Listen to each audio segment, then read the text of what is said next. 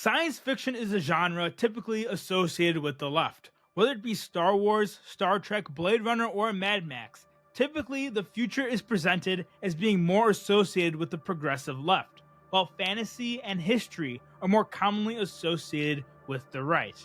Most depictions of the future we get are dystopian, whether it be fascist, corporatist, or lawless, but not Dune. Dune is right-wing. So with Dune Part 2 coming out in theaters this weekend, I believe it's time to discuss why Dune is inherently right-wing. Disclaimer, this video will contain spoilers for Dune, and just barely touch upon some of the aspects from the book as well. So if you haven't read the book yet or seen the movie, I recommend that maybe you go watch that and come back to this video afterwards. Thank you. Hello everyone and welcome back to our channel for a little different type of video today. A video I know at least a few of you have been waiting for some time now. If you're new here, please consider hitting that subscribe button and say hi down in the comments below. Now, first and foremost, what is Dune? Dune is originally a novel written in 1965 by Frank Herbert, with several following sequels. The original novel was later adapted into a movie in 1984, and again, as it is now, a two-part film epic released in 2021 and 2024. The story is set about 20,000 years in the future, following a conflict between two families, both of which had great houses in the Galactic Imperium. The protagonists in the story are House Atreides, starting off with Duke Leto Atreides and his son Paul Atreides, along with Paul's mother, Lady Jessica, and their many advisors. The desert planet Arrakis, also known as Dune, is the most valuable territory in the known universe. For 80 years, the grotesque Harkonnen family has ruled over Arrakis, harvesting its spice and hunting its people. This story starts off as the Emperor, in a bid to weaken House Atreides, decides to gift Arrakis to the Atreides, taking it away from the Harkonnen and sparking a violent conflict between the two houses. The main protagonist of the story is Paul Atreides, the future Duke of House Atreides, who is played by Timothée Chalamet in this modern adaptation. Together we will follow Paul through this epic as it becomes his mission to find a way to rebuild his family's legacy on the desert world. Now, on to why this movie is right-wing. Without spice, interstellar travel is impossible. Before we get into any more details about the story, let's understand how Dune's setting alone depicts a right-wing future. Taking place 20,000 years in the future, a lot of things have changed. Monarchy has returned, culture has evolved, but one thing that makes Dune stand out, apart from basically all other sci-fi stories, is the role of technology in society. In the Dune universe, there is no AI. There are no robots, no droids. Mankind has spread across the galaxy, but computer technology is extremely limited. While it is not directly explained in the film, there is a rich backstory here. 10,000 years before the events of this story, the Butlerian Jihad took place, which was a holy war to eradicate thinking machines and genocide artificial intelligence. Bye-bye smart toasters! They realized that smart technology would lead to the end of mankind, and the laziness of outsourcing thought to computers would lead to the replacement of mankind. So in a very Ted Kaczynski-like fashion, man outlawed thinking machines, computers, and conscious robots. This is something many are just beginning to discuss today. At what point does technology cause more harm than good to our society? Where do we draw the line? Self-driving trucks? Smart toasters? AI philosophers? Artificial intelligence is something that should scare you for the potential it has. Have you ever seen the movie Terminator? This story addresses it clearly. AI was a mistake, and it was rectified. A theme of based, technophobic Ludditism is seen throughout the movie, even if you are somewhat left to the books to fill in the gaps. When it comes to the weapons, there is a distinct lack of futuristic laser weapons and even regular guns for a sci-fi movie. This is because the shields they use would quite literally cause nuclear explosions if hit with a laser projectile. Soldiers have returned to fighting hand-to-hand, using weapons such as swords, spears, and blades. Only slow cuts can pierce these shields, which means to be a soldier, men require years of training and discipline.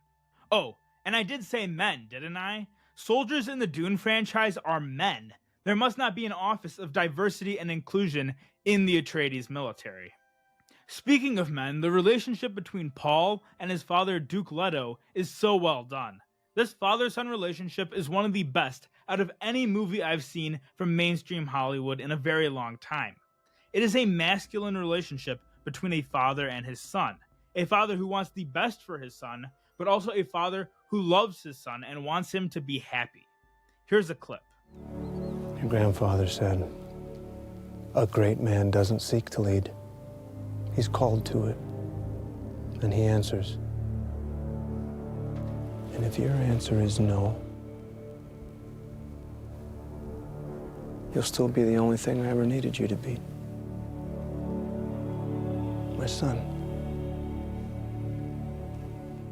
Leto wants his son to become a great leader one day, but he doesn't want to push Paul too hard when he's having doubts.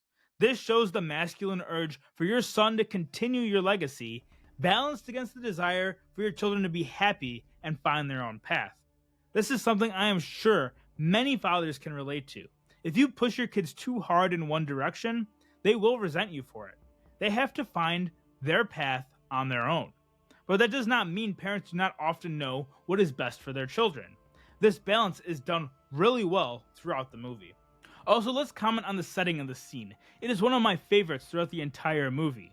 Before leaving the Atreides' home planet of Caladan, Duke Leto goes to a graveyard where it appears his father is buried. He goes to pay respect to the ancestors who came before him, to pay respect to the giants upon whose shoulders he now stands, leading one of the most powerful houses in the Imperium.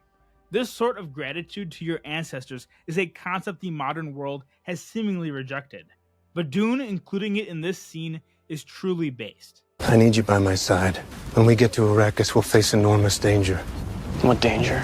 Political danger. By taking Arrakis from the Harkonnens and making it ours, he sets the stage for a war. Duke Leto tells his son that he needs him to be by his side if they are to survive what awaits them on Arrakis. This type of father-son relationship is typically not seen in Hollywood anymore, where the father trusts his son to share in his responsibilities and looks to him as the future of their family legacy, not just a child who cannot be trusted with real responsibility. Remember that Paul in this scene is still a minor, not an adult, but instead of being spoken down to, his father treats him as the future of their family and nation. Dune explores the concept of familial nationalism, as where we today have nation states, they have nations built around the family, the house which they serve. Nations themselves are meant to be networks of families with shared blood, culture, traditions, and destiny. House Atreides fits that definition very well, and the nationalism in their traditions and ceremonies are not shied away from. We are House Atreides. There is no call we do not answer, there is no faith that we betray. The Emperor asks us to bring peace to Arrakis. House Atreides accepts! Atreides! Atreides! Atreides! Atreides! Atreides! Atreides! This nation is one large family, and at its head is the relationship between a father and his son. The father-son relationship is great, but the film also has another type of relationship which pushes it into the category of right-wing. The now all but forbidden fraternal relationship. When was the last time you saw a movie where the core group of protagonists is a group of straight, masculine males, with no wokeness interjected? Masculine men need to be surrounded by other masculine men, and Dune gets this. The heart of House Atreides is made up of Paul, his father Duke Leto, War Master Gurney Halleck, Head of Security Mentat Hawat, and Duncan Idaho. The only real relevant woman to the house, or at least in part one of the story, is Lady Jessica, Paul's mother.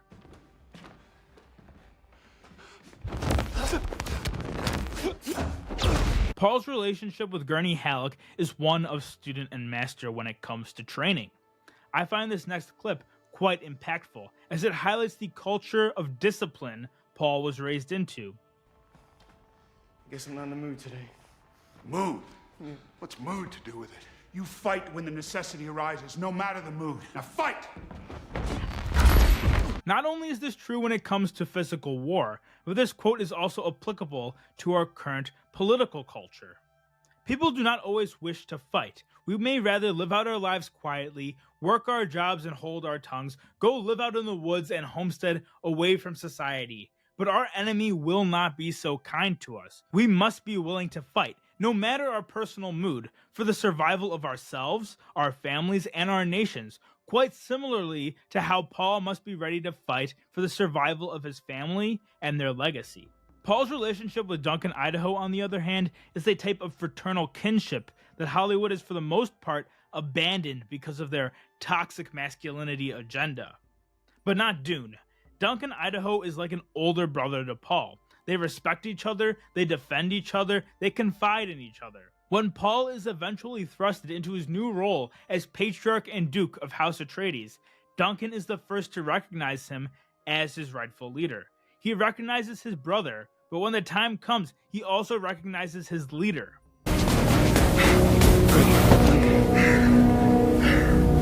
My lady, Paul, I'm so sorry.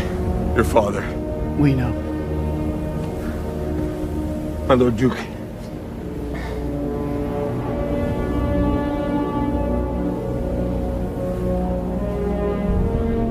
Dune does not shy away from the conservative concept of hierarchy. The central arc for Paul in the larger Dune story is that of climbing the ladder in the galactic hierarchy. You have a very militaristic family with soldiers, lieutenants, and generals. The family is headed by a patriarch, the Duke of House Atreides. Paul begins this journey as a prince, on a similar footing to his father's closest men. He then goes on to become Duke. This house is one of many in the Landsrath, and one of the most prominent among them. Above the authority of House Atreides is House Carino, the House of the Emperor, who is only spoken of and not seen in the first movie, but his presence still looms in the backdrop. He is the Emperor of the known universe.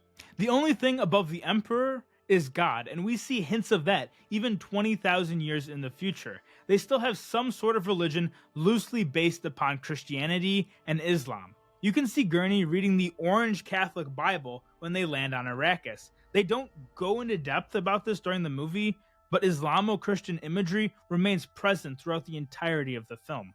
Speaking of religious aspects, the Bene Gesserit order is a semi-religious sisterhood which seeks to bring about some sort of messiah that will bring peace to the Imperium. The leader of this sisterhood, the Reverend Mother, tests Paul's discipline and willpower in a scene known as the Gom Jabbar. Here's the clip. Put your right hand in the box. The test is simple.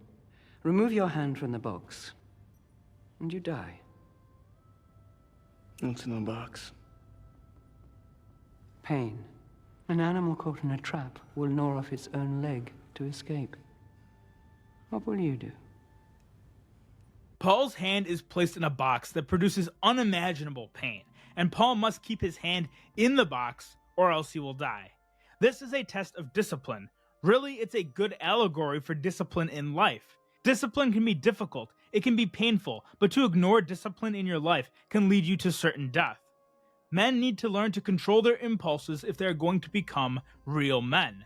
Impulses to remove your hand from a box that gives you immense pain. Impulses to commit sins against purity for your own pleasure. Impulses to live for yourself instead of for your higher purpose. These ideas are all represented here in this simple scene. It's subtle, but it's well done. Discipline is truly a right-wing virtue. Do you think that the gay, fat Satanists poisoning our culture and grooming our youth have any discipline in their lives? No, I don't think so.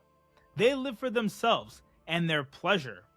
Speaking of gay, fat Satanists, that brings me to the main villain of this movie, House Harkonnen, and at its core, Baron Harkonnen.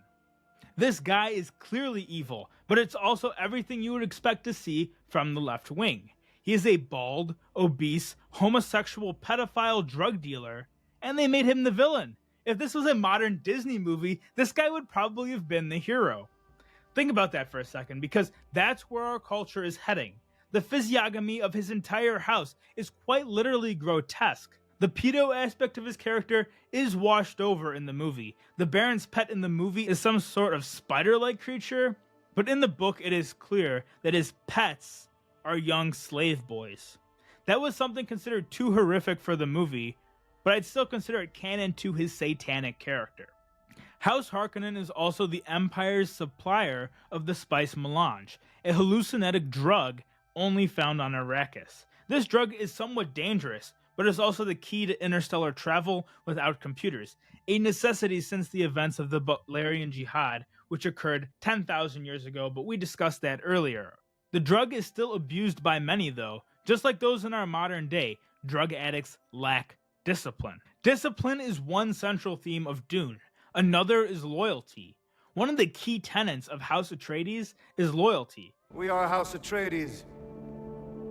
There is no faith that we betray. In the scene where Duke Leto rescues the men from the spice harvester, his loyalty to his men far outweighs the importance of the billions of dollars of spice he is about to lose. He is willing to put his own life at risk to protect the lives of his men. This is what true leadership looks like. This is what once made kings kings. They would put their own lives on the line in battle right alongside their men, not sitting in some palace giving orders from far away. Trust and loyalty also serves as the basis for Fremen culture. They have a loyalty to their own people first. They find it hard to trust outworlders, and rightfully so. Trust, like many things in the story, is something that must be earned. House Atreides was gifted Arrakis from the Emperor. It was gifted to them, not earned.